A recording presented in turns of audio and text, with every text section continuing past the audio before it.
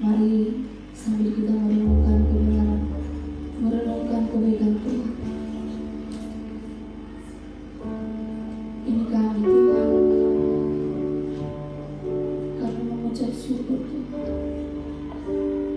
Kami hidup hanya untuk-Mu Tuhan Yesus. Terima kasih Bapak.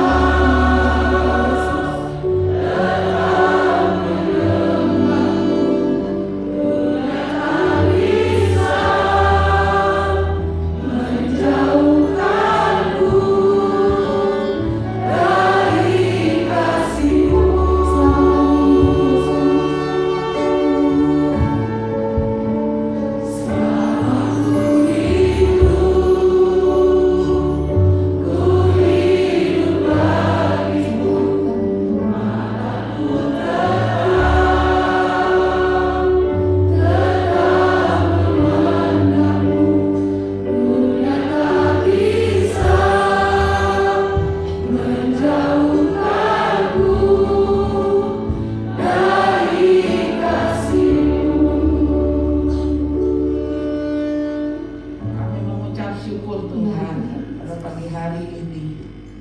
Ada banyak hal yang kami lalui sepanjang minggu ini. Pengalaman yang menyenangkan bersama dengan Tuhan. Juga pengalaman-pengalaman yang membuat air mata kami turun. Tetapi semua yang kami lewati itu, kami percaya seizin Tuhan. Tuhan ada di saat kami bersukacita. Tuhan ada di saat kami bergumul dengan segala masalah yang kami hadapi.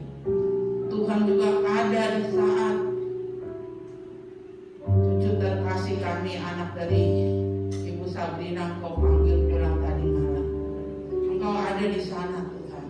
Engkau juga sedang menguatkan keluarga yang ditinggalkan. Dan pengalaman-pengalaman berjalan bersama Tuhan tidak membuat kami kecewa, bersungut-sungut. Walaupun itu pengalaman yang menyakitkan secara kedagingan kami. Karena kami tahu semuanya seizin dalam kendali tangan Tuhan. Dan hari ini apapun yang kami hadapi tidak membuat kami undur dari Tuhan. Tapi kami makin mencari kehendak Tuhan. Kami makin mencari tahu dari semua yang kami alami. Untuk kami belajar makin dewasa, makin dekat kepada Tuhan. Dalam segala keadaan. Bapa di surga, Kau mengurapi hamba pada hari ini untuk menyampaikan kebenaran firman-Mu. Engkau mengurapi kami semua yang ada di sini. Juga yang sebentar sore akan melihat beribadah lewat program YouTube. Tuhan juga memberkati. Kalau mereka sakit, Tuhan menjamah menyembuhkan. Kalau mereka ada halangan apapun pergumulan sehingga tidak ibadah hari ini, Tuhan juga menjawab, menolong pergumulannya. Terima kasih Bapak. Seberapa banyak kami yang ada di sini, kami siap diberkati kebenaran firman-Mu. Dalam nama Tuhan Yesus. Haleluya. Amin. Silakan Bapak Ibu duduk kembali. Shalom. Kita masih tetap membahas tentang bagaimana jadi gereja yang berkarakter Kristus, ya. Nah, ini tema kita menuju Jumat Agung, yaitu Jumat Agung dan kesejatian hidup, ya. Kata kesejatian diambil dari kata dasar sejati. Sejati itu artinya abadi, kekal, ya. Nah, kalau kesejatian artinya ada kekekalan yang terjadi pada kita sebagai gereja Tuhan, ya. Jumat Agung dan kesejatian hidup. Nah, ini juga saya siapkan dalam rangka kita memasuki perayaan Jumat Agung pada hari Jumat, ya. Menjadi bahan perenungan saudara sekalian. Dan sebelum kita bahas firman Tuhan lebih jauh, hari ini ada 2 keluarga yang akan menyerahkan anak mereka. Sebetulnya yang mau menyerahkan udah daftar tuh 3. Salah satunya adalah Ibu Sabrina dan suaminya Pak Jet yang mau menyerahkan anak perempuannya, ya. Semuanya dalam keadaan sehat, ya. Tadi kemarin itu peristiwanya dimulai dengan anak itu mau disusui gitu, ya. Nah, disusui juga wajar-wajar aja seorang ibu menyusui anaknya, ya. Tapi kemudian mungkin, ya, kita tidak tahu, ya, karena dokter juga menerima anak itu sudah dalam keadaan biru, dingin badannya, ya. Kemungkinan kalau itu orang dewasa mungkin makan salah masuk saluran gitu, tersendat, ya. Nah, makanya kita kalau makan gitu kan nggak boleh sambil cerita gitu, ya, sampai akhirnya jadi salah masuk saluran. Itu bisa orang dewasa aja bisa meninggal seketika, ya. Nah, dokter sudah mengupayakan sedemikian rupa. Saya ditelepon, lari ke rumah sakit dan semua sudah melewati prosedur penanganan bayi. secara internasional, secara undang-undang kedokteran, ya. Jadi sudah ditangani lebih dari 3 orang yang menangani anak itu. Kita tidak tahu apa maksud Tuhan, ya, karena kematian itu rahasia yang sangat besar. Di balik kematian ada rahasia yang kita tidak bisa pahami, kita tidak mengerti, ya. Tetapi berjalan dengan waktu, kalau yang ditinggalkan terus mencari Tuhan, terus makin setia, ya, berjalan dengan waktu akan paham kenapa anak itu diambil hanya beberapa hari saja dengan mama papanya dan kakaknya, ya. Nah, dari 3 keluarga yang mau menyerahkan anak, jadi sekarang tinggal 2 keluarga, ya. Saya akan panggilkan yang pertama Bapak Lukas M. Seba dengan istrinya Ibu Eviana Kawandoda. Mari saya persilakan maju ke depan. Anak yang lahir ini anak kedua, ya, Elgio Fredrik Seba. Kita beri tepuk tangan dulu. Agak ke tengah, Bapak Ibu agak ke tengah. Iya. Lalu keluarga yang berikutnya adalah Bapak Anton Sampe dan Ibu Rice Rante, ya. Anak yang dilahirkan Maila Tavisa Anton Sampe. Anak ketiga setelah pertama kedua laki-laki, Tuhan izinkan doa mereka dijawab, dikasih anak perempuan, ya. Saya persilakan Ibu Rice dan Bapak Anton ke depan, kita sambut mereka berdua.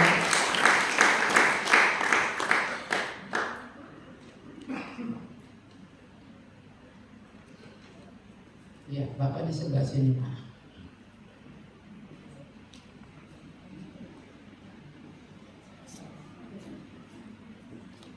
Boleh sekarang menghadap saya kedua keluarga ini.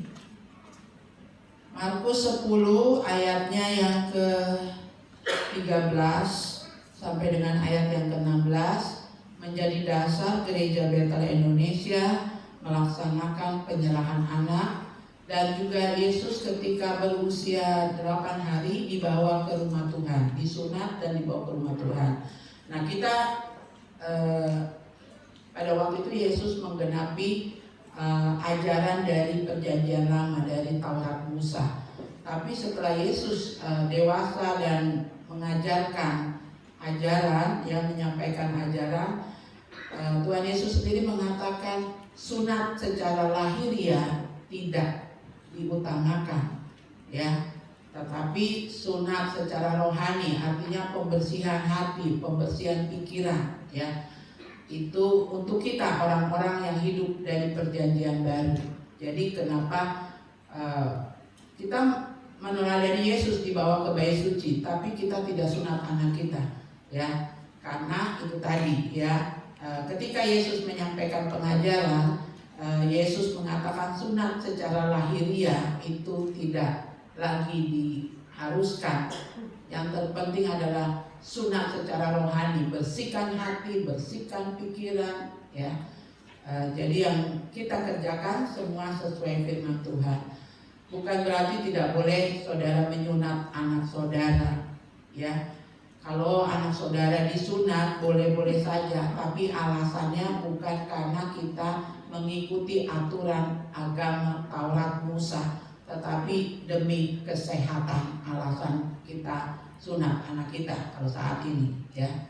Itu yang bisa saya sampaikan. Gereja Bethel Indonesia tidak membaptis anak bayi, karena baptisan itu adalah tanda pertobatan. Anak-anak bayi seperti ini dia belum tahu tentang dosa, jadi kita tidak melaksanakan. Kita teladani Tuhan Yesus. Setelah dewasa baru dibaptis, ya. Dan ayatnya adalah, saya akan baca buat kita semua. Yesus memberkati anak-anak. Markus 10 ayat 13 sampai 16. Lalu orang membawa anak-anak kecil kepada Yesus supaya ia menjamah mereka. Akan tetapi murid-muridnya memarahi orang-orang itu. Ketika Yesus melihat hal itu, ia marah dan berkata kepada mereka, "Biarkan anak-anak itu datang kepadaku, jangan menghalang-halangi mereka. Sebab orang-orang yang seperti itulah yang mempunyai kerajaan Allah. Aku berkata kepadamu, sesungguhnya barang siapa tidak menyambut kerajaan Allah seperti seorang anak kecil, ia tidak akan masuk ke dalamnya." Lalu Yesus memeluk anak-anak itu dan sambil meletakkan tangannya atas mereka, ia memberkati mereka. Itu yang bisa saya sampaikan menjadi dasar penyerahan anak. Nah, kalau boleh diizinkan, ada 2 majelis yang menerima. Saya pikir sekarang kan udah nggak terlalu ketat kan coronanya. Ibu Ponglangan bisa maju dengan siapa ya? Jangan Ibu Markuseba karena ini neneknya sendiri. Ibu Marta, mari. Ya. Sebab seharusnya penyerahan anak itu gereja menerima seperti Tuhan Yesus, dibawa ke bait suci, diberkati. Nah, tolong dikasih cucunya. Ya. Aduh, udah lama nggak gendong cucu nih. Dilantar di sini nih. Iya, Mama Papa perhatikan. Ada 3 hal yang saya ingin tanyakan menjadi pernyataan Bapak Ibu di hadapan Tuhan, di hadapan jemaatnya. Yang pertama, apakah Bapak Ibu akan mendidik anak ini hanya beriman kepada Tuhan Yesus saja? Apa jawaban Bapak Ibu berdua? Iya. Iya, beri tepuk tangan. Lalu yang kedua, apakah Bapak Ibu akan menjadi contoh, menjadi teladan di dalam mengiring Tuhan, beriman kepada Tuhan Yesus dalam beribadah? Iya. Iya. Dan yang ketiga, apakah Bapak Ibu akan terus membesarkan anak ini dengan penuh cinta kasih, apapun yang ada pada anak ini dengan segala keistimewaan, keunikannya, mungkin dituntut perhatian yang lebih, kesabaran yang lebih, ya, karena mungkin dia berbeda dengan saudaranya yang lain. Setiap anak itu unik dan punya keistimewaan. Apakah Bapak Ibu akan terus membesarkan dia dengan penuh cinta kasih dalam keadaan apapun dalam pertumbuhan anak ini? Apa jawab Bapak Ibu berdua? Iya. Baik, kita beri sekali lagi aplaus. Mereka tadi sudah saya bimbing di ruangan tersendiri. Ini apa yang mereka janjikan, mereka sudah buat pernyataan akan jadi contoh, jadi teladan dalam segala hal, terutama dalam kehidupan rohani dan dalam beribadah kepada Tuhan. Kita doakan supaya kedua pasangan suami istri ini bisa mengerjakan apa yang mereka ikrarkan di hadapan Tuhan. Ya. Baik, tim musiknya boleh kembali ke atas dengan WL-nya saja dan singer, yang tambolinnya gak perlu. Kita mau nyanyikan pujian Kami Serahkan, Kami Serahkan.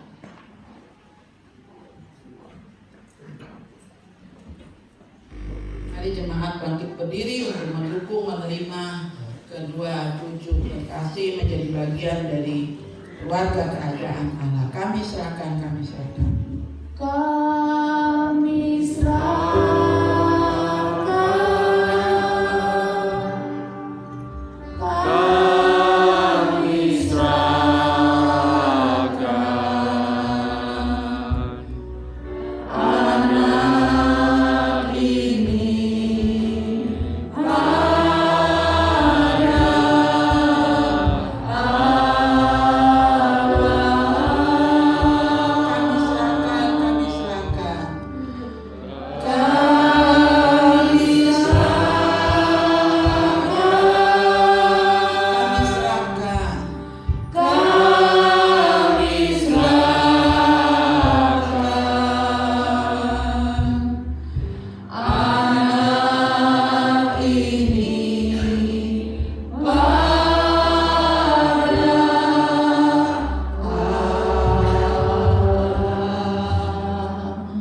Bapa di dalam surga, di hadapan Tuhan, di hadapan seluruh jemaat yang hadir pada saat ini, hamba selaku Gembala Sidang Gereja Bethel Indonesia Jemaat Sola Gracia memperhadapkan dua keluarga yang membawa anak kekasih mereka, diserahkan, dimateraikan menjadi bagian dari keluarga kerajaan Allah.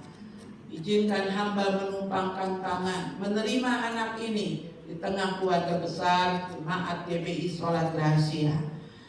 Maira Tafisa Anton Sampe sebagai anak ketiga dari Bapak Anton dan Ibu Riche. Aku memberkati engkau di dalam nama Bapa, Putra dan Roh Kudus, dalam nama Tuhan Yesus Kristus.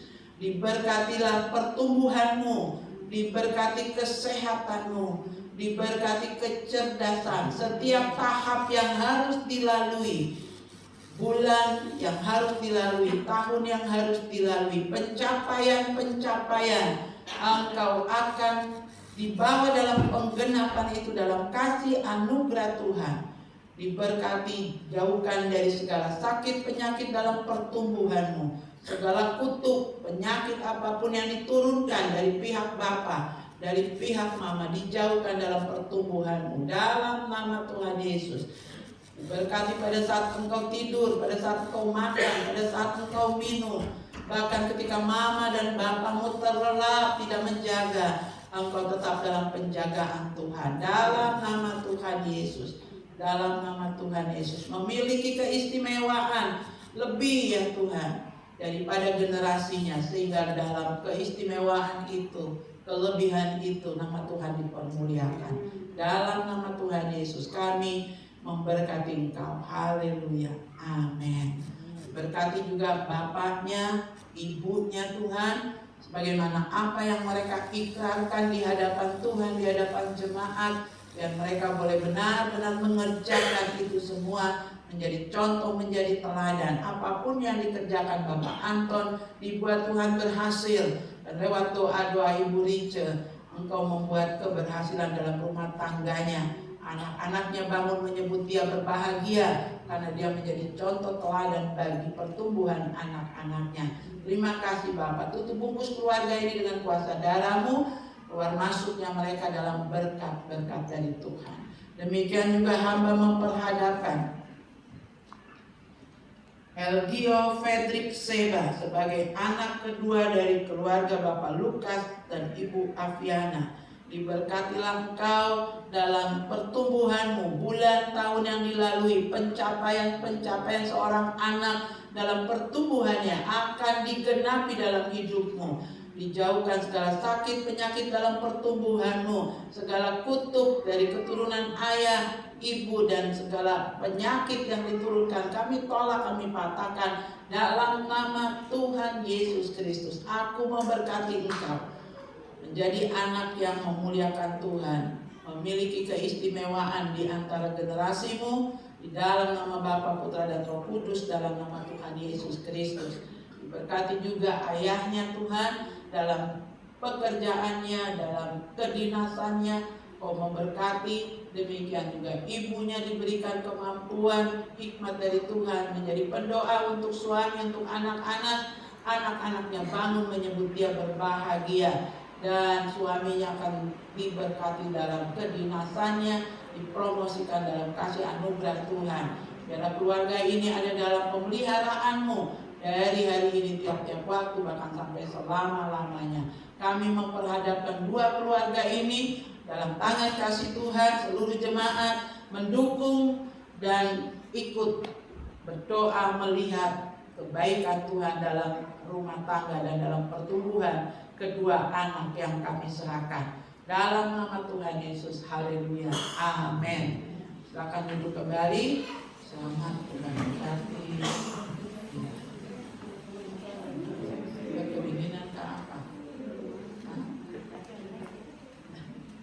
Oke, silakan duduk kembali semua yang bisa. Kita mau membahas firman Tuhan, Jumat Agung dan kesejatian hidup.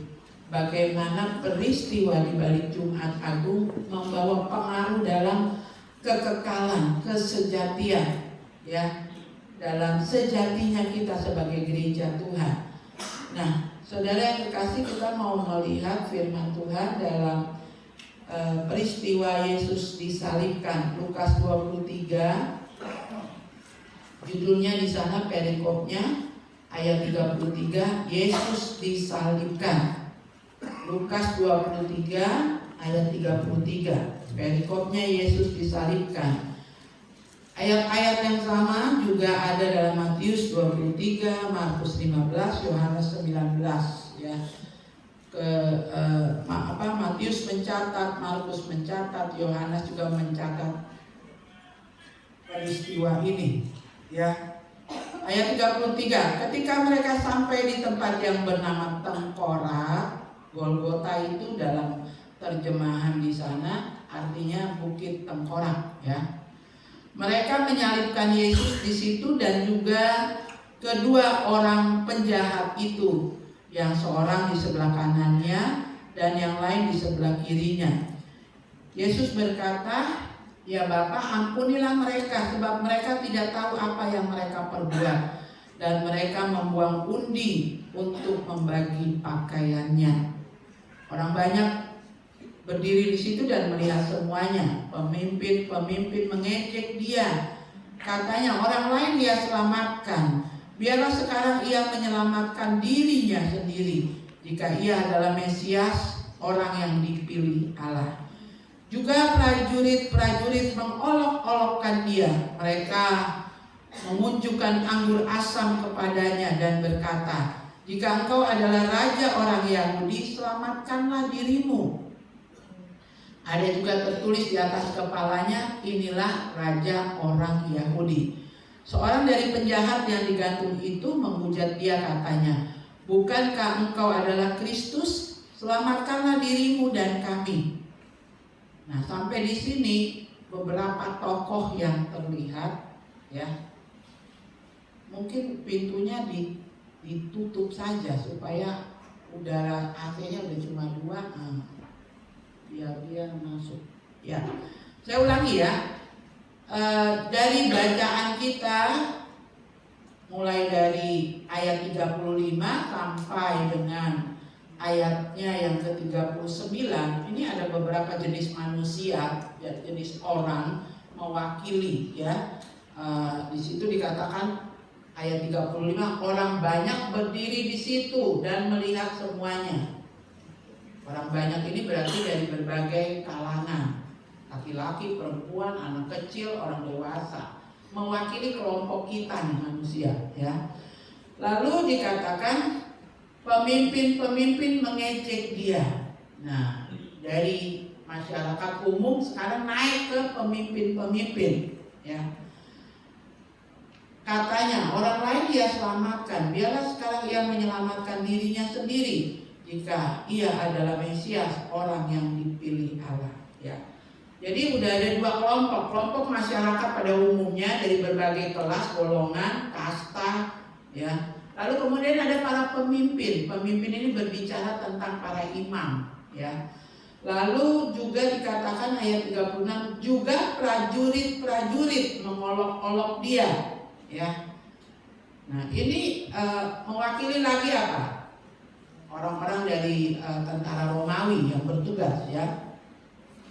Dan berkata, "Jika engkau adalah raja orang Yahudi, selamatkanlah dirimu." Lalu ada ayat 39, seorang dari penjahat yang digantung menghujat dia, katanya, "Bukankah engkau adalah Kristus? Selamatkanlah dirimu dan kami." Ya, ini kalau dibilang penjahat udah jelas mewakili orang-orang yang melakukan kriminal, kejahatan, ya. Nah, jadi kita ada di mana? Mungkin kita ada di kelompok yang orang banyak itu, ya. Kita lelaki, kita perempuan, kita muda, kita tua, ya. Dan apa yang mereka lakukan kepada Yesus adalah tuntutan. Tolong diterima jemaat, ya, masih banyak yang tahu ibadahnya jam 10 soalnya, ya. Ada banyak orang yang menilai Yesus hanya dari fisik, ya, hanya dari fisik. bangsa Israel menantikan Mesias. Apa tuh Mesias? Mesias juru selamat.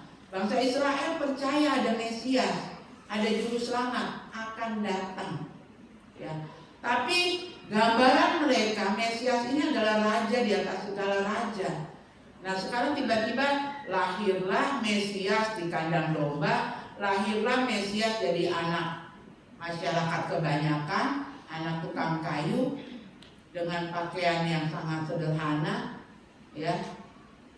Makanya Yesus lebih dominan pengikutnya tuh orang-orang sederhana, saudara. Ya. Untuk para pemimpin, para imam yang beribadah, memimpin ibadah dengan atribut baju efodnya, ya. Baju efod itu kalau zaman sekarang saudara lihat dipakai bapak pastor, dipakai bapak pendeta dari gereja GKI, baju-baju panjang begitu, ya. Dengan atribut-atributnya, ya. Maka tidak ada gambaran bagi para pemimpin Yahudi, kok Mesias seperti ini gitu loh. Enggak ikut aturan ibadah. Ibadahnya tidak pakai liturgi di dalam rumah, di bait suci. Yesus mengajar di kampung-kampung, di bawah pohon. Nah, ini jadi tanda tanya. Makanya mereka tidak percaya Yesus itu Mesias yang dijanjikan. Sampai hari ini mereka masih tunggu Mesias yang dijanjikan, ya. Nah, jadi kadang-kadang kita juga terwakili oleh orang-orang ini. Seperti orang kebanyakan pengennya adalah, kamu kan Mesias juru selamat, kamu bisa nolong orang, masa kamu sendiri gak bisa turun dari salib menolong dirimu. Kadang-kadang kita tuh terwakili oleh kelompok-kelompok ini. Kita mengakui Yesus Tuhan kalau ada mujizat. Kalau gak ada mujizat, nah itu bukan Tuhan. Kita kecewa, kita bersungut-sungut, kita mundur. Ya, kadang-kadang apa yang diucapkan para prajurit, para imam, orang kebanyakan, penjahat yang di kiri kanan sudah jahat, ya, lalu tidak menaruh rasa hormat. Coba lihat hari ini menjelang perayaan Jumat Agung, jangan sampai kita terwakili oleh orang-orang ini. Tadi malam Ibu Sabrina telepon, kita bersatu hati berdoa di telepon. Tuhan angkat roh maut, Tuhan angkat kematian dari anak ini. Lalu saya pergi dengan Jeremia ke rumah sakit. Kami terus berdoa, Tuhan angkat bayang-bayang maut ini dalam nama Tuhan Yesus. Kasih kesempatan mama papanya untuk membesarkan anak ini. Semua prosedur kedokteran medis dilewati dengan baik. Saya mengikuti karena dokter yang berjaganya adalah bagian dari kami pengurus PGGS, jadi saya kenal betul gitu ya. Semua diupayakan. Dan ketika akhirnya ayahnya datang, karena ayahnya belum datang, masih tugas ya dalam perjalanan. Ketika ayahnya datang, lalu semua dimonitor, tanda tanya, keluar tanda tanya, detak jantungnya, semua pokoknya tanda tanya, blank semuanya. Setelah bapaknya juga saya tenangkan, mari sekarang hanya katakan yang terbaik dari Tuhan, nyatakan buat anak ini Tuhan. Sampai mereka suami istri bisa menguasai keadaan emosional kejiwaan mereka, ya. Dari yang baru masuk ruangan bapaknya, wah sudah meroboh-roboh, tidak kuat, sampai ada dia bisa kendalikan diri, bisa tenang, dan bisa serahkan total anak itu. Begitu serahkan total, semuanya benar-benar tanda tanya di monitor. Anak itu dipanggil Tuhan. Ya. Jadi, apakah itu membuat bapak dan ibu mundur? Saya terus dalam kesedihan mereka saya katakan berserah total kepada Tuhan. Hari ini, jam ini kita belum tahu apa maksud dibalik semuanya. Jangan kamu mundur suami istri. Jangan kecewa sama Tuhan. Karena ketika kita mundur, ketika kita kecewa, kita tidak akan dapat melihat di balik semua itu rencana Tuhan apa, pelajaran apa yang Tuhan berikan. Tapi kalau kita katakan, Tuhan aku belum mengerti, ajar aku untuk mengerti. Bagaimana untuk mengerti? Cari Tuhan dalam doa pribadi, cari Tuhan datang beribadah, sehingga makin mengerti, oh peristiwa ini terjadi. Di balik semua ini mendatangkan kebaikan. Kebaikannya apa? Setelah kita cari Tuhan, kita jadi tahu apa maksud Tuhan dari setiap peristiwa yang kita hadapi. Jangan kita terwakili oleh orang-orang di dalam bacaan kita. Katanya kau Tuhan, kalau kau Tuhan buktikan, kau bisa turun dari salib. Katanya kau Mesias, orang lain kau selamatkan, kau sendiri tidak selamat. Ya, jangan kita terwakili oleh orang-orang yang demikian. Memasuki Jumat Agung, saudara siapkan hati, refleksikan betul peristiwa ini. Aku ada di mana sekarang Tuhan? Rohaniku lagi ada di mana? Sejatinya gereja yang masuk dalam perayaan Jumat Agung seperti apa? Nah, saudara lihat di warta jemaat. Masih dalam pembahasan gereja berkarakter Kristus dan dalam masa perenungan menyambut perayaan Jumat Agung. Hari ini kita melanjutkan pembahasan firman Tuhan, Jumat Agung dan kesejatian hidup. Jumat Agung bermakna pengampunan dan perdamaian. Peristiwa kematian Tuhan Yesus merupakan hal terpenting dalam kekristenan. Karena kematiannya sebagai jaminan pengampunan dosa-dosa kita. Yesus mengampuni justru pada saat ia sedang menderita sengsara, tergantung di atas salib. Di saat penderitaan itulah justru Yesus berkata, Bapa ampunilah mereka. Saudara lihat itu di dalam ayatnya yang ke-34. Kata Yesus berkata, ya Bapa ampunilah mereka, sebab mereka tidak tahu apa yang mereka perbuat. Kalau saudara pernah datang ke Israel, zaman sekarang saja di Jalan Via Dolorosa yang sudah dikasih paving block, ya itu kan bukit, tapi sekarang di sana dikasih paving block gitu. Dan nggak terjal karena sudah jadi jalan yang ditata baik untuk wisata. Saya baru perhentian keempat saja sudah capek, sudah di Jalan Via Dolorosa itu berapa kali Tuhan Yesus dicambuk jatuh, ditendang jatuh. Baru perhentian keempat. Pada saat perhentian ke-7, ke-8, oh itu sudah semua yang naik so begini sudah merangkak semua karena sangat melelahkan. Dan saya membayangkan hari itu jalannya belum dikasih paving block, belum jadi tempat wisata. Yesus harus memikul salib, bukan salib yang disomil bagus kayak di belakang saya. Kayu kasar hanya dipotong begitu saja. Dan yang Yesus angkat itu bukan bentuk salib seperti ini, saudara. Ya, itu hanya satu sepotong kayu yang yang mendatarnya. Batang pohon yang mendatar saja yang Yesus bawa, diikat di tangannya. Jadi bukannya dalam bentuk salib seperti itu ya, gambaran-gambaran itu banyak yang salah, saudara.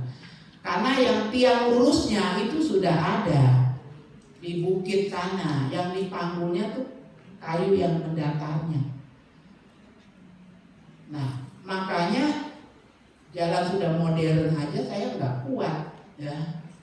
Apalagi di zaman itu benar-benar mendaki bukit Golgota. Saudara ingat akhirnya pada perhentian yang keberapa Yesus sudah tidak kuat, lalu dia ambil siapa? Simon dari Kirene. Dia itu siapa? Dia itu pedagang penjual yang sedang ada di kota itu dan nonton rame-rame, karena pada saat peristiwa penyaliban, ya, pada saat peristiwa penyaliban itu akan jadi tontonan orang banyak. Itu adalah hukuman tertinggi pada zaman itu, hukuman yang paling hina. Kenapa? Karena nanti dia akan ditaruh di kayu, digantung di kayu yang sudah berdiri, ya, dan itu tidak pakai baju lagi.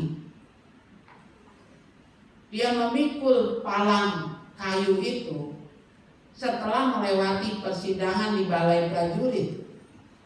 Ibu, kemarin kita belajar bagaimana Yesus sempat menjelang pergantian hari, ya, karena sudah malam, dia dimasukkan ke sumur yang hanya muat badannya saja di rumah Imam Kayafas, penjara bawah tanah. Itu setelah diadili, setelah dipukul matanya, kepalanya ditutup, ditonjok orang, lalu dimasukkan ke lubang penjara dan bawah tanah yang hanya muat pas-pas badannya. Setelah benar vonis bersalah akan disalib, itu harus terima cambukan punggungnya, dengan tangannya diikat di satu tempat, lalu punggungnya itu dipukul kiri kanan, ada prajurit yang bergantian. Itu bukan cuma Yesus, semua orang yang disalib mengalami itu, saudara. Dan setelah seperti itu, mereka harus memanggul potong kayunya itu sampai ke Bukit Tengkorak. Saya membayangkan, ya, ketika sudah selesai, tergantung dipaku di kiri kanan tangannya. Saudara melihat, kita kalau lihat film semuanya kiri kanan yang dipaku yang di mana? Tangannya, di telapak tangan, kan? Itu pun salah, bukan telapak tangan, di urat nadinya di sini. Ya, banyak hal yang secara visual difilmkan itu salah, saudara. Ya, nanti kalau saudara ke Israel akan dijelaskan peristiwanya, begitu. Karena kalau di telapak tangan matinya lama, gitu. Ya, di sini pakunya. Dan terakhir ditikam, lambungnya keluar darah dan air. Ini berbicara tentang kelahiran gereja. Gereja lahir baru, gereja diampuni, gereja diselamatkan. Seperti wanita melahirkan anak, itu kan yang keluar air ketuban dan darah. Proses kelahiran itu terakhir Yesus ditikam, lambungnya keluar darah dan air. Disitulah klimaksnya kita lahir baru, gereja diselamatkan. Bayangkan dengan rentetan penderitaan yang Tuhan Yesus terima, ya, dia bisa dalam ayat 34 dalam peristiwa Yesus disalibkan, dia katakan, ya Bapa, ampunilah mereka, sebab mereka tidak tahu apa yang mereka perbuat. Siapa yang diampuni? Golongan-golongan yang di bawahnya tadi, para imam, orang kebanyakan dari berbagai kalangan, ya. Sekarang kembali, ya, kita lihat Tuhan Jemaat. Yesus mengampuni justru di saat dia paling dikecewakan. Karena sekarang ia tidak sedang berada di antara murid-muridnya, tetapi ada di antara para penjahat. Di kiri kanannya kan penjahat. Sementara orang-orang yang dekat dengan dia, bahkan yang pernah ditolongnya, telah menyangkali dan meninggalkannya. Bagi Yesus satu-satunya jalan untuk pembebasan dari musuh adalah dengan mencintai musuh, berbuat baik kepada orang-orang yang membenci, dan berdoa bagi mereka yang memberikan perlakuan buruk. Ini karakter tingkatan yang paling tinggi. Saudara jangan datang di perayaan Jumat Agung kalau saudara belum bisa mengampuni. saudaramu. Ya, bereskan sebelum masuk Jumat Agung. Hanya karena masalah uang, hanya karena masalah bisnis, saudara sampai jadi pecah. Bahkan masih kerabat, masih saudara, join dagang, sampai jadi ribut, pecah, ada kebencian. Saudara minta ampun. Dan jangan datang di perayaan Jumat Agung kalau saudara tidak mau mengampuni. Saya pertegas dari mimbar ini. Karena akan jadi berdosa.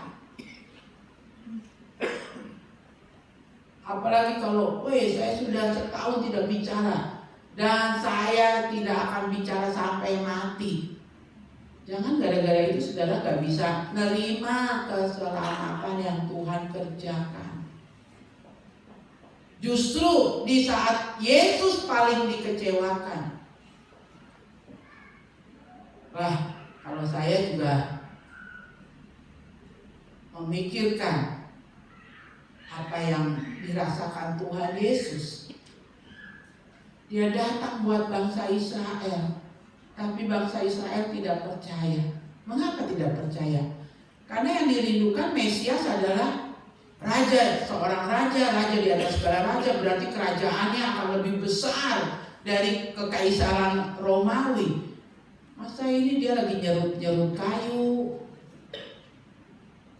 Dia dari satu keluarga sederhana mengaku Mesias. Dia datang ke bait suci tidak dengan perlengkapan imam yang sejati, dengan pakaian seadanya. Diikuti orang-orang murid-murid, 12 murid juga dari kalangan yang sederhana. Ini gak masuk di akal. Mana raja di atas segala raja? Kerajaannya mana? Itu yang membuat mereka tidak terima Yesus. Lalu Tuhan memilih 12 muridnya.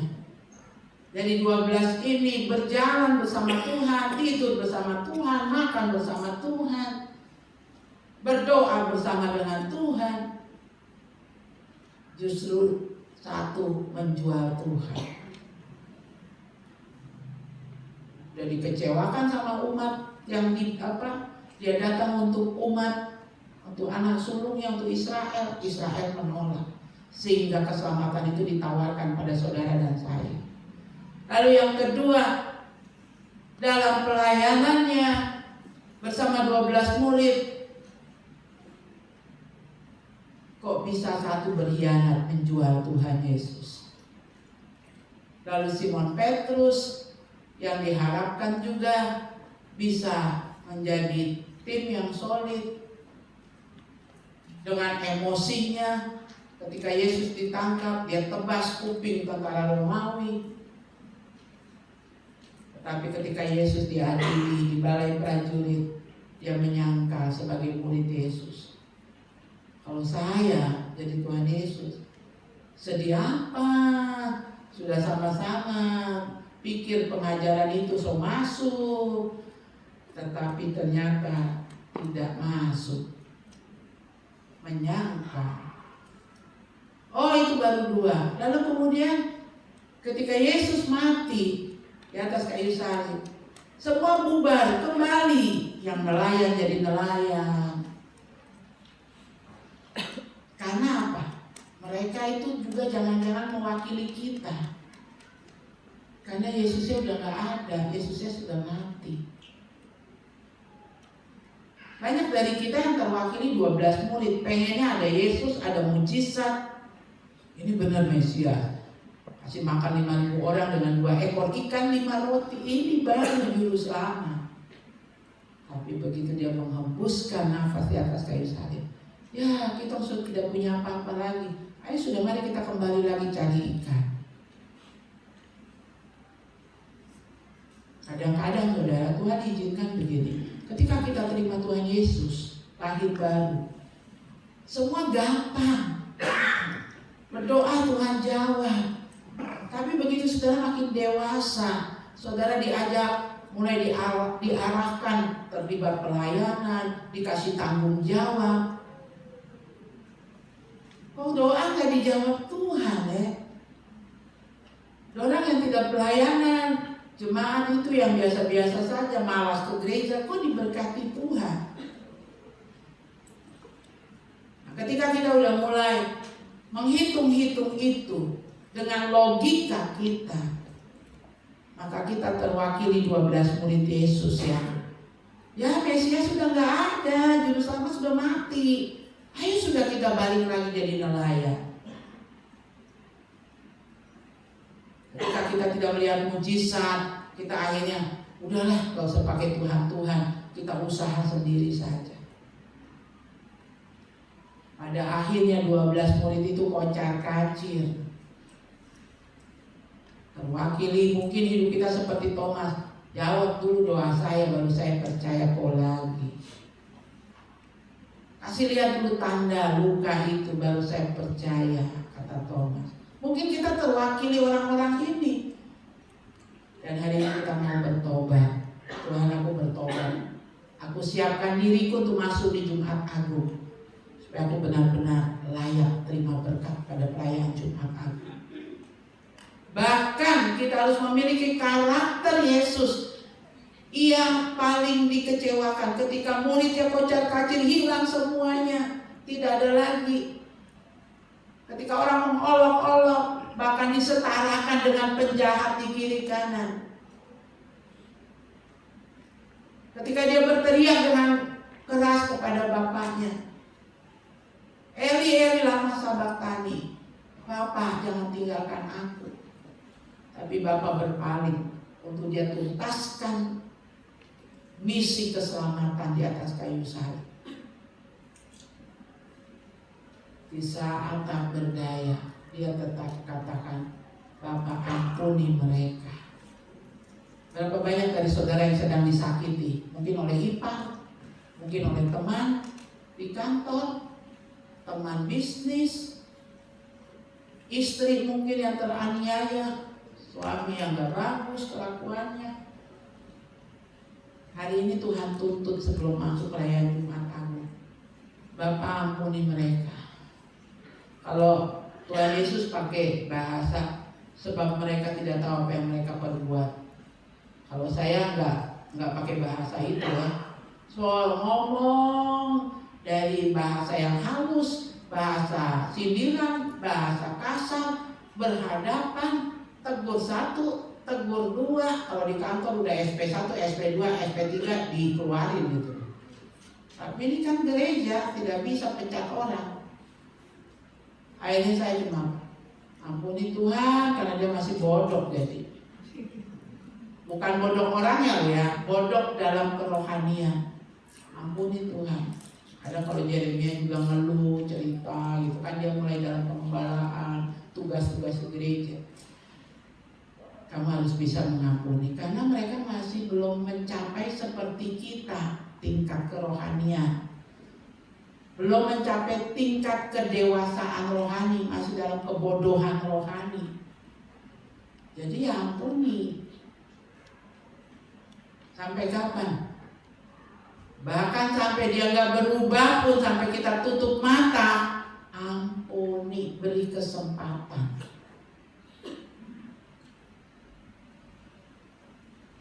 Kalaupun perubahan tidak terjadi sampai kita yang mengajar kebenaran tutup mata, alias innalillahi, kita mati. Orang yang belum berubah tetap mengampuni. Atau kita tidak mati, tapi sangkakala terdengar. Karena ada orang yang memang keras tempuk kayak bangsa Israel. Makanya Tuhan tidak akan tunggu Israel semua mengaku dia Yesus sebagai Tuhan. Orang masih tunggu-tunggu Mesias. Nanti ada jumlah bilangan bangsa Israel, saudara. Saya lupa jumlahnya berapa, cari. Dari sekian bangsa Israel akan kembali, dan dari yang kembali itu akan ada pertobatan, hanya jumlahnya berapa banyak. Itu udah cukup, Tuhan akan datang. Apakah kita bisa seperti itu? Pada akhirnya, kenapa hanya jumlah sekian yang Tuhan minta untuk bangsa Israel bertobat? Yang lainnya gimana Tuhan? Tuhan bilang yang lainnya, biarkan ilalang dan rumput ada di tanah yang sama, ada di kebun anggur yang sama, ada di jemaat yang sama. Dia nggak berubah-berubah ya, udah dinasehatin, udah dikonseling, udah. Ya sudah, doakan saja. Tugas kita masing-masing saling mendoakan supaya bertobat, terima Tuhan Yesus, lahir baru, bertumbuh rohaninya. Kalau diajak nggak mau ya biarkan, terus saja doain, ajak. Jangan bosan, bagiannya adalah jangan bosan. Ayo ibu datang ibadah WBI, ayo pak ikut ibadah kumbapa, ayo anak remaja ikut ibadah remaja, ayo yuk datang ibadah raya setiap hari Minggu, ayo. Terus aja ngomong. Dan tidak boleh ngomong ini, mau diapain lagi, mau ditarik-tarik, mau dipaksa-paksa. Tugas kita selama Tuhan belum datang, ingatkan. Suami malas, ingatkan. Anak-anak, ingatkan. Ayo, papa udah bersihkan mobil, papa udah bersihkan motor. Ayo hari ini ibadah remaja kan, yuk papa antar. Ayo mama antar. Hari ini mama sebelum datang ibadah remaja, antar kamu, kita mampir dulu beli kue di Cigombong. Kamu datang ibadah remaja bawa kue untuk dinikmati sama teman-teman. Udah sampai di situ usaha kita. Bukan cuma, ayo sana pergi, kok pergi sana? Setrikain bajunya suami, Pak besok ibadah kaum pria, Papa pergi ya. Kalau mau puasa Jumat Agung, puasa kematian Yesus terjadi dalam hidup kita. Saya sudah setrika baju Pak, besok kita ibadah. Saya rindu orang lihat kita duduk sekeluarga di perayaan Jumat Agung, di setiap ibadah hari Minggu. Sudah sampai di situ. Bahkan ketika mungkin lagi setrika baju, bajunya diambil suami, lalu suami robek-robek mungkin. Oh pergi saja sama anak-anak, saya malas pergi ke gereja. Bagaimana reaksi saudara? Ketika Yesus di posisi paling dikecewakan, muridnya menyangkal, muridnya menjual dia, muridnya kocar-kacir, para imam mengolok-olok dia, orang banyak mengolok-olok dia. Dia tetap katakan, Bapa ampuni, karena mereka tidak tahu apa yang mereka perbuat. Yuk punya karakter kayak Yesus. Ketika saudara sudah memberi yang terbaik, lalu tetap salah terus gitu ya. Saya sama cucu saya tuh suka lihat itu loh, apa iklan-iklan film pendek gitu ya. Terus ada menantu udah masak, tapi mertuanya bilang tidak enak. Kok tidak tahu saya darah tinggi, tidak boleh makan yang seperti ini. Diangkat, dibuang, dilempar, tumpah semua, dibuang makan. Terus cucu saya guys nih, kalau saya yang jadi mantunya, saya kasih racun dia biar mati. Kenapa punya mertua gila? Itu cucu saya Grace ngomong begitu. Kita udah bisa belum punya karakter ketika paling dikecewakan? Atau semua bagus, istri bagus, suami bagus, rajin, kerja keras, pelihara ayam kayak bapak suaminya Ibu Rosbina, pelihara bebek, banjir, bebeknya mati semua, ayamnya mati semua, babinya juga mati. Apakah terus sudah tidak ada lagi, tinggalkan sudah ini tanah ini tidak menguntungkan misalnya gitu. Tuhan juga tidak tahu kita punya modal berapa. Apakah begitu? Saya lihat dia tidak kapok-kapok, ya Pak, tidak kapok-kapok dan terus berdoa, terus belajar dari peristiwa satu peristiwa ke peristiwa lain, betul nggak Pak? Oh ternyata harus bikin kandang seperti ini karena lokasinya kalau hujan banjir. Maka ketika ada hal yang mengecewakan terjadi, jangan cepat kayak bangsa Israel gitu loh. Katanya kau Mesia, juru selamat. Tapi coba dalam setiap peristiwa yang kita hadapi, walaupun itu sangat menyakitkan, ya sangat menyakitkan. Saya punya teman baru pertama pelihara ternak babi, ya. Babinya melahirkan sampai 12, dia janji mau kasih saya lagi. Lalu karena baru pertama, jadi nggak tahu kan, akhirnya babinya satu-satu mati, anak babinya. Ketindis mamanya yang gode itu, ya, jatuh ke got di pinggir kandang gitu. Saya bilang, oh kamu harus belajar sama jemaat saya yang orang Toraja. Setelah babi melahirkan, induknya dengan anaknya itu ada pemisahnya, nanti anaknya bisa menghampiri puting susu ibunya tapi tidak ketindis mama si gode itu.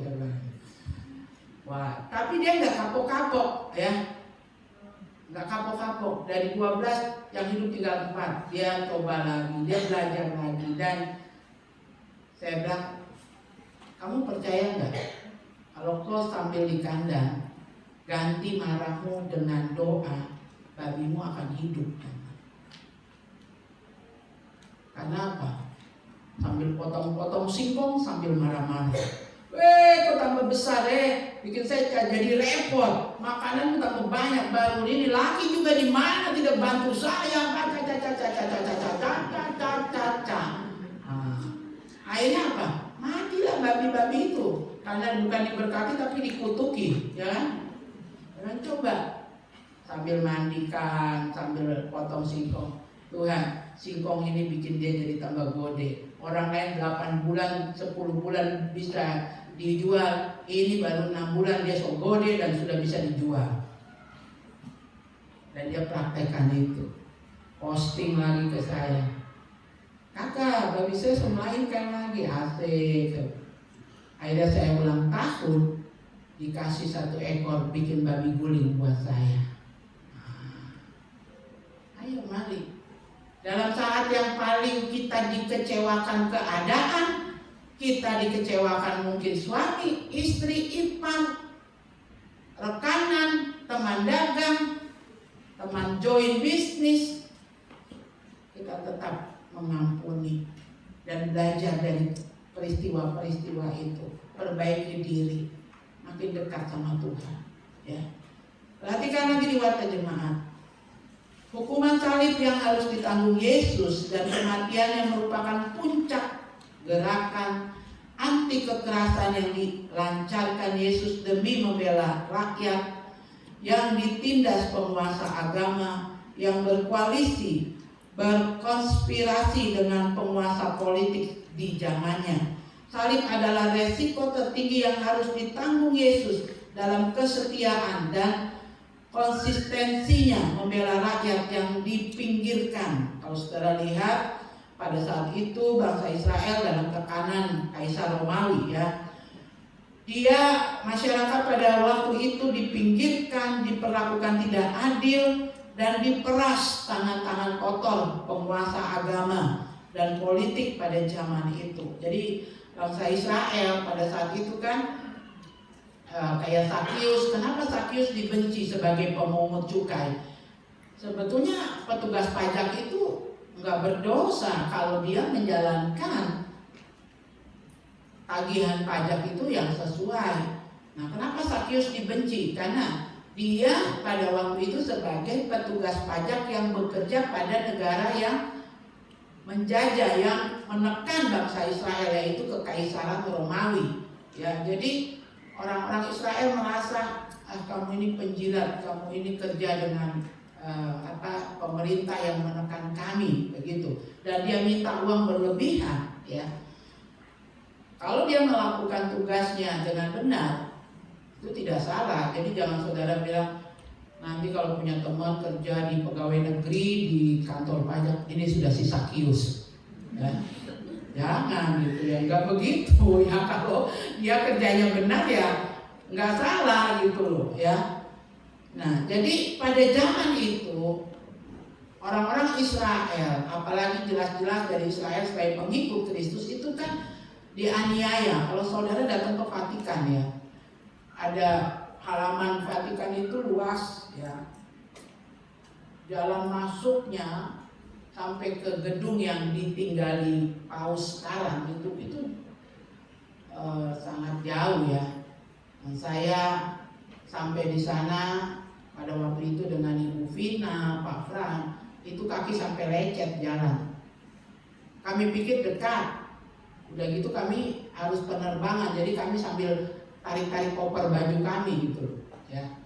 Itu kaki sampai lecet dan diceritakan oleh pemandu di situ sejauh itu pada zaman orang-orang Kristen dianiaya, itu kepalanya orang Kristen ditaruh bokor gitu ya, kayak mangkok berisi lilin, jadi penerangan untuk orang Jawa. Bayangkan itu sampai kepala orang terkelupas karena panasnya ya. Pada saat itu aniaya besar kepada pengikut-pengikut Kristus di zaman itu. Nah, salib adalah konsekuensi logis sikap Yesus dalam kerelaan memberikan pipi kiri kepada yang menampar, yang telah menghajar pipi kanan dalam rimba kebuasan manusia. Itulah bentuk perlawanan radikal yang memutus siklus kekerasan dan balas dendam dengan cara membawa perdamaian. Diambil, disejajarkan jadi penjahat, diambil oleh Tuhan, diterima oleh Tuhan. Dimahkotai duri, dipaku, ditikam. Semua diambil oleh Tuhan, dijalankan dengan satu hal yang diharapkan. Ada pemutus siklus kekerasan dan balas dendam dengan cara membawa perdamaian. Supaya jangan kita balik lagi bawa korban persembahan disembeli untuk minta ampun dosa, bawa domba disembeli untuk ampun dosa. Cukup sekali Tuhan putus hubungan siklus itu, selesai. Makanya kalimatnya mengatakan sudah selesai. Bolak-balik melakukan kejahatan. Tidak ada lagi orang yang digantung di atas kayu salib, karena Yesus sudah katakan sudah selesai. Dia selesaikan orang-orang yang berkerumun banyak. Dia selesaikan dosa para imam-imam, para pemimpin. Dia selesaikan dosa para prajurit. Dia selesaikan dosa para murid yang kocar-kacir meninggalkan dia. Dia selesaikan semuanya itu.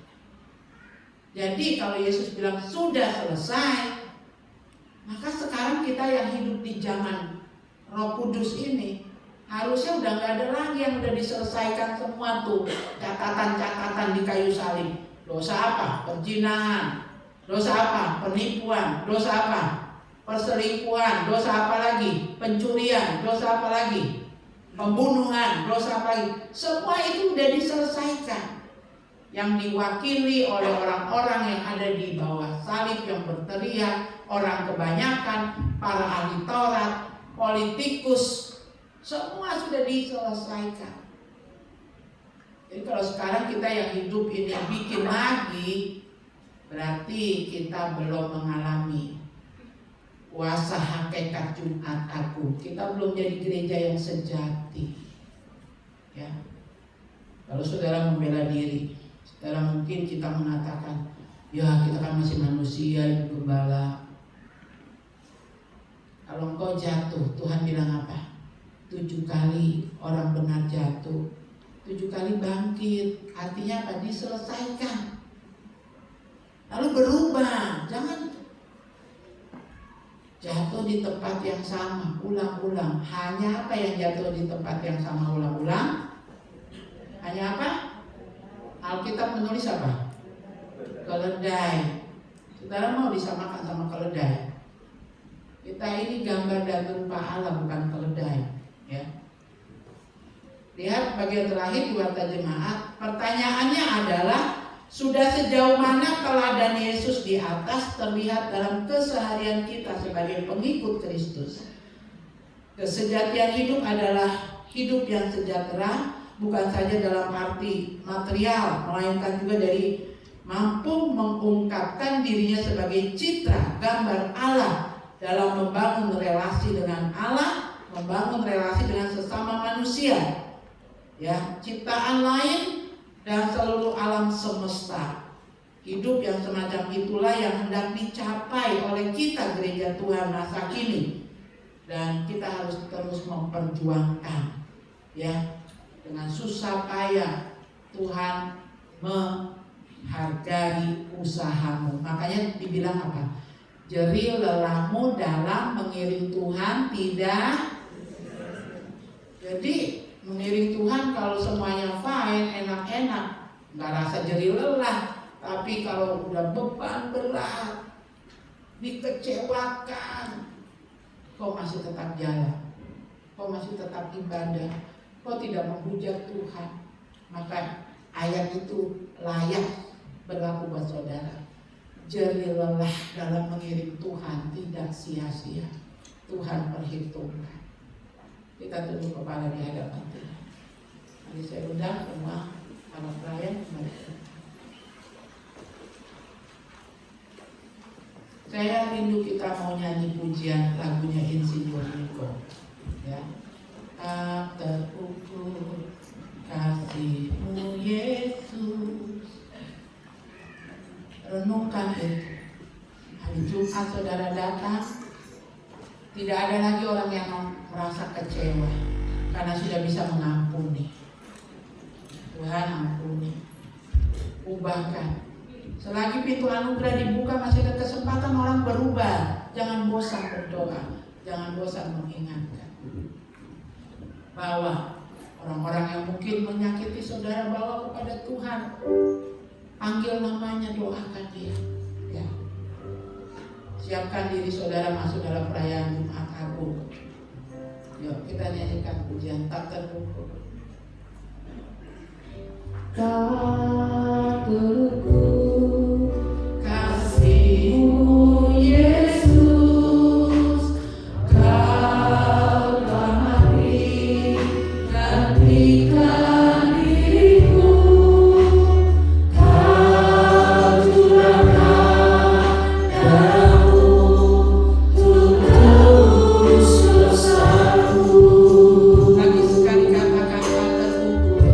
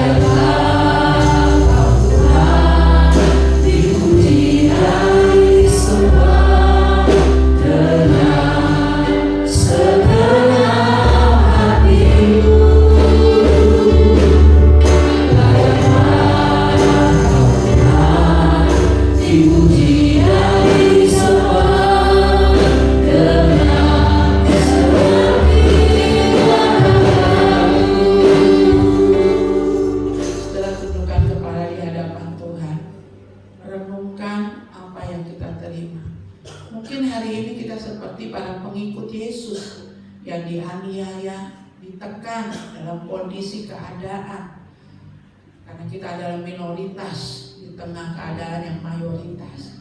Mungkin kita tertekan dengan masalah kehidupan di keluarga, keuangan, masalah mendidik anak, pekerjaan. Bahkan kita dalam posisi dianiaya seperti Tuhan Yesus.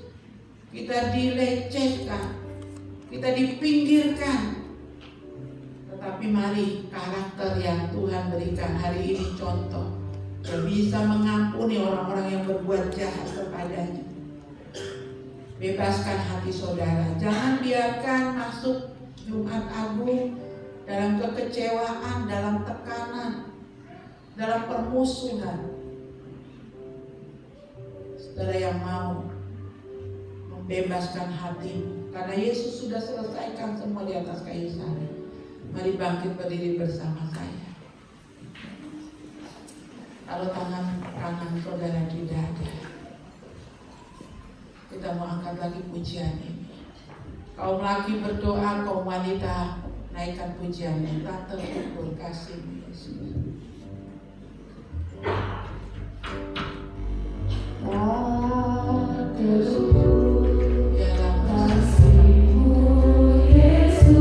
Kami mau bebaskan diri kami. Kami tidak mau dihimpit dengan kekecewaan. Dalam nama Tuhan.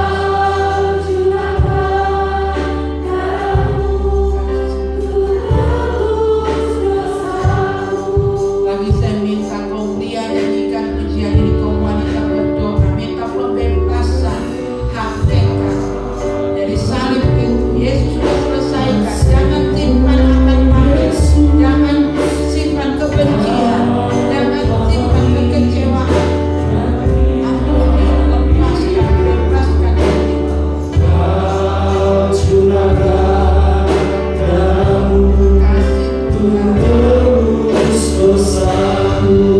Katakan layaklah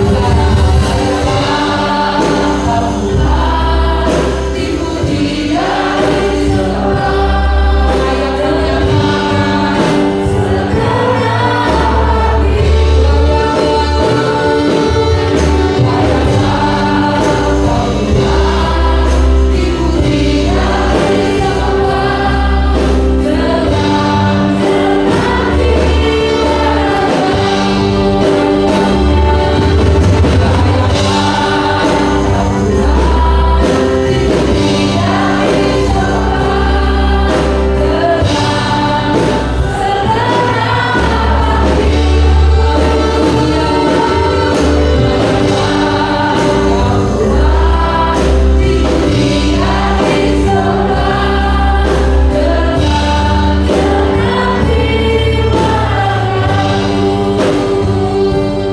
Bapak, terima kasih Tuhan. Kami mau hati kami terbebas datang pada Tuhan, menyembah Tuhan. Tidak ada penghalang, kebencian, akar pahit, kekecewaan Tuhan, keinginan membalas dendam dan lain sebagainya. Angkat cabut dari setiap pribadi kami. Kami terbebas karena Kau sudah selesaikan semuanya, sehingga kami layak dalam perayaan Jumat Agung ke depan. Terima kasih Bapak. Kami mengucap syukur buat pembebasan, kelepasan yang Kau berikan. Dan ketika kami bertemu dengan orang-orang yang menyakiti, kalau selama ini kami menghindar, kami tidak mau bicara, besok kami akan menyalami dia. Kami akan memberikan senyum kepada mereka. Kami akan kembali bersahabat. Terima kasih Bapak, terima kasih. Dalam nama Tuhan Yesus, haleluya, amin. Nama Tuhan, silakan saudara duduk kembali. Pengumuman cukup banyak, ini pengumumannya. Saya minta perhatian di info gereja. Buat saudara yang punya anak usia PAUD, usia sekolah minggu, kita ada festival Paskah ya di hari Rabu. Lalu ada itu jam 4 sore ya untuk usia TK, PAUD, dan untuk usia sekolah minggu sampai kelas 6 sekolah minggu itu. Lalu ada ibadah Jumat Agung pada hari Jumat jam 9. Dan ada hari Sabtu ada baptisan ya. Ada baptisan buat yang dibaptis hari Sabtu itu kumpul di gereja jam 7 pagi ya. Jam 7 pagi. HP-nya jangan di silent supaya kalau kesiangan bangun kita bisa bangunkan, kita telepon satu-satu yang tidak datang ya.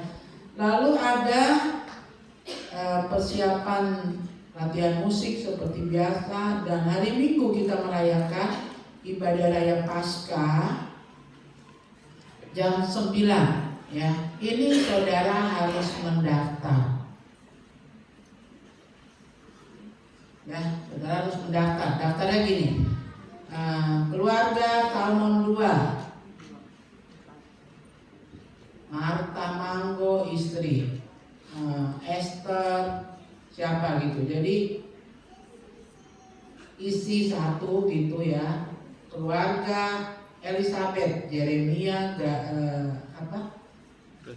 Gracia. Jadi kami tahu bahwa saudara datang berapa orang. Bukan 1, 2, 3, 4, bukan ya. Tulis gitu. Keluarga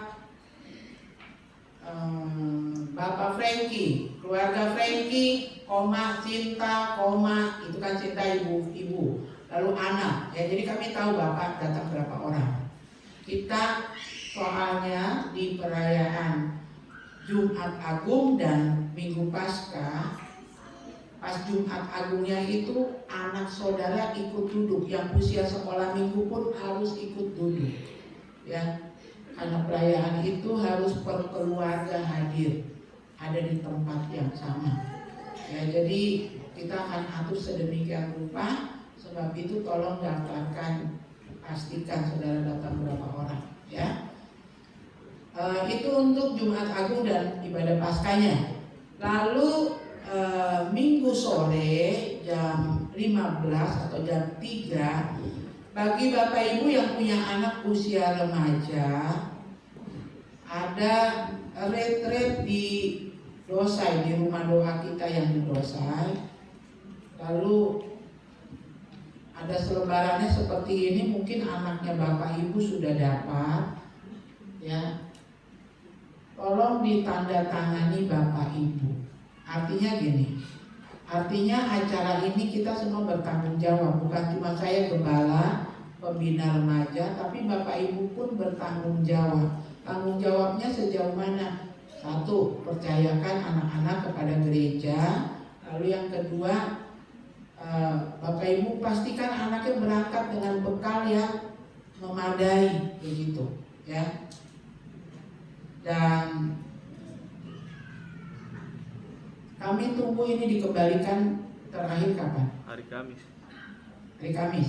Iya, ya. Saya tunggu ini supaya kami juga menghitung kebutuhan yang harus kami siapkan, ya.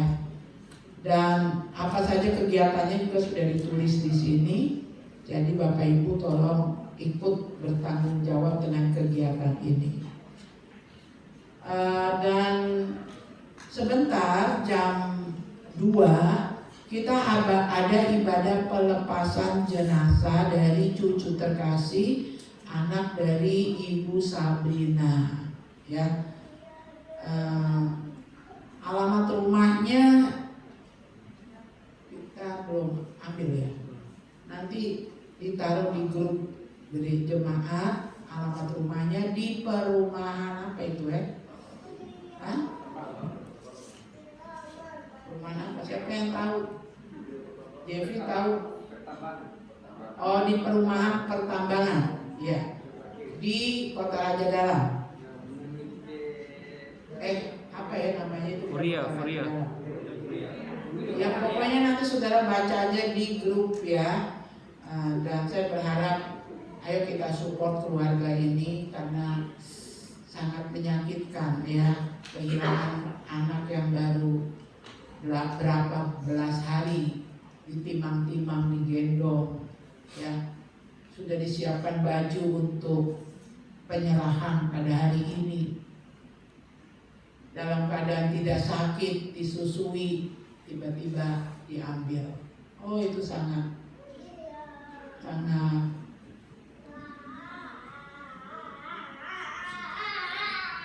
hati sangat kehilangan yang sangat dalam. Kehadiran saudara menjadi penguatan buat keluarga Ibu Sabrina dan Bapak Seth ya. Saya berharap yuk kita bukan cuma mengetik turut sepenanggungan, buktikan turut sepenanggungan itu dengan hadir di sana. Persembahan kita hari ini yang biasanya semua persembahan itu kita alokasikan buat pembangunan. Hari ini saya tidak umumkan di grup untuk kumpul dana sepenanggungan, Tetapi persembahan hari ini kita mau serahkan untuk keluarga yang berduka. Itu saja. Mari kita siapkan persembahannya. Ada yang saya lupa bisa diingatkan? Cukup pengumuman? Ya, oke. Kita akan memberi persembahan. Mari dari kiri kanan.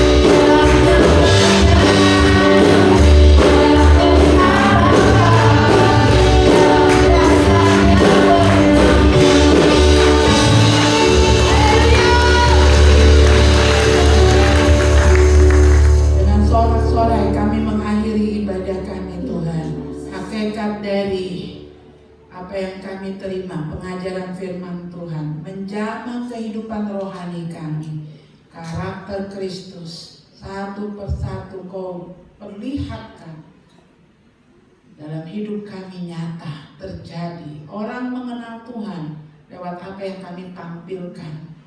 Terima kasih Bapa. Dan hari ini kami pulang membawa pengampunan. Kami pulang dalam keadaan bebas dari kepahitan. Kami pulang membawa perdamaian kepada siapapun. Siapkan jemaat-Mu Tuhan, setiap keluarga untuk masuk di Jumat Agung. Siapkan para pelayan-pelayan yang ambil bagian dan Engkau memberkati ibadah kami. Kami berdoa Tuhan, sebentar jam 2 ada ibadah pelepasan jenazah, lalu pemakaman dan ibadah syukur. Mari Kau tolong semua berjalan dengan baik. Bapa terus menghibur, menguatkan Ibu Sabrina, suami, kedua anak kekasih yang kehilangan adiknya, kehilangan anak yang ditinggalkan. Bapa di dalam surga, cuaca kami minta juga ada dalam kendali tangan kasih Tuhan, sehingga semua kegiatan sebentar berjalan dengan baik. Terima kasih Bapa di surga. Semua persembahan yang kami kumpulkan hari ini Tuhan, kami akan arahkan untuk turut sepenanggungan dengan apa yang sedang dialami keluarga Bapak Seth dan Ibu Sabrina. Engkau memperhitungkan persembahan yang kami berikan. Dan biarlah Bapa di surga Kau buka tingkap-tingkap langit, curahkan berkat-Mu, halau belalang pelahap. Jadikan kami pengelola yang cakap dari setiap berkat yang Tuhan percayakan. Keluarga yang sudah menyerahkan anak Bapak Anton, Pak Lukas, bahwa mereka menjadi keluarga yang makin setia kepada Tuhan, makin sungguh-sungguh beribadah kepada Tuhan. Anak-anak mereka diberkati, dipelihara Tuhan. Terima kasih Bapak. Kami juga menyerahkan semua yang sudah terlibat pelayanan, Engkau memberkati. Pada akhirnya kami akan pulang membawa hakikat dari ibadah ini.